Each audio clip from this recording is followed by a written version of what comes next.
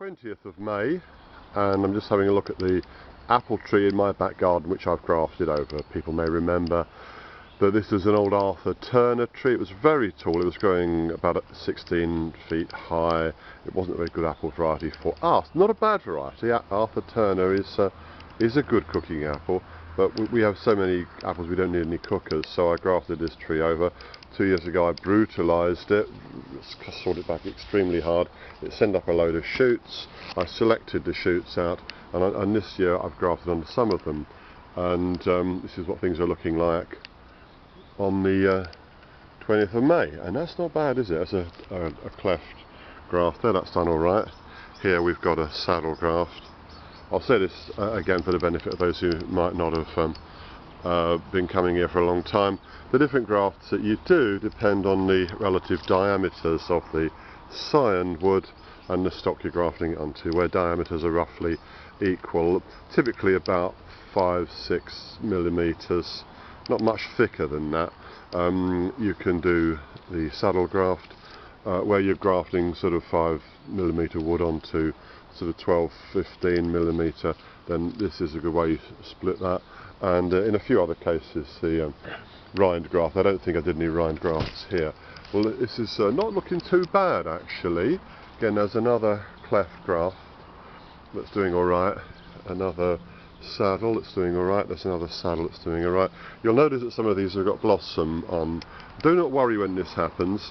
If you've got very, very thin scissors and a steady hand, you can nip in and snip those off. Obviously, you know way you're going to allow fruit to come on those, but you might as well allow the blossom. And then what you need to do with extreme care is, can you see there's blossom there, and underneath there is a growth bud. Now you want to snip the blossom out, but you want to preserve the growth bud. So you want to do that. I'm not going to show you doing that because I need two hands to do it. I'll do it sometime in the next week. Get scissors in and snip those out. Do the same here. And there's another one growing. I have to do this every year to prove that it works and it's not just a fantasy. Oh, here we are, a bit of winter moth chewing away there. Oh, these apple pests, they're like income tax. You just can't get away from them. There's another one. I can probably just snip those out because those are quite long.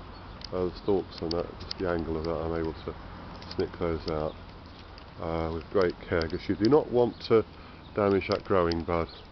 Obviously, I mean, there's all kinds of reasons. You do not want any fruit growing on a new graft. Firstly, because the weight of it could well snap your strengthening bond there, and also because you want growth this year. Growth. This is looking quite good. Now I have left on a number of what could be called sap drawers. There's another one doing all right there. I mean, for example, here I've got 1, 2 grafts, and it seems like they're doing okay. That's actually quite a long graft. I don't normally put graft in as long a bit of scion as that, but I thought I'd see how it goes, and maybe it won't, maybe it won't. So now that these are, this is a sap drawer. This is a traditional idea. I'm not absolutely certain whether it works. I feel as though it is a sensible thing to do. And hardly everything else. If you cut everything back except what you graft onto and they die, then it's a bit ugly. So what I'll do at some stage anyway, in the near future, is I'll come here and saw this off clean. So once I'm confident of these having grown. And anyway, the rest of the tree is sending up a lot of growth here. Now I'm going to need to deal with that. I've got a penknife on me somewhere. I tend to like to snip these out with a knife rather than secateurs. Here's a big number 10 opener, lovely knife, really useful knife. So I'll be doing this. You've got to be careful when you're working over a tree like this. You know, if you're not careful, you'll a bit of neglect, and you'll see a massive amount of growth coming up from below. The old variety trying to come through, and you'll need to do this over several years as well. And yes, I know I should take the ivy away. I haven't intended to bother too much at the ivy. Anyway, so that's it essentially. I've got success rate, I'm not going to bother to count them, it's only somewhat over 80% success, which is good. I can see just one definite fail. There's always a reason for something to fail. You know, in my main daytime job as a doctor, people often ask, what's the reason, why has this happened, doctor?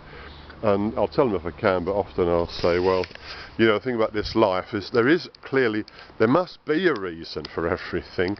As Joe Satriani sings, there's a reason for everything. But it doesn't not follow that we will be able to find out what that reason is. But with grafting, good timing, good wood, good clean cuts that fit together, tie it in well, and as I've shown here once again, you can realistically expect to get a decent amount of success. Mind you, I always think it's a miracle every time it works. So I'll return to this tree hopefully in a few more weeks, show you what's going on. I hope your grafts are looking as good as these.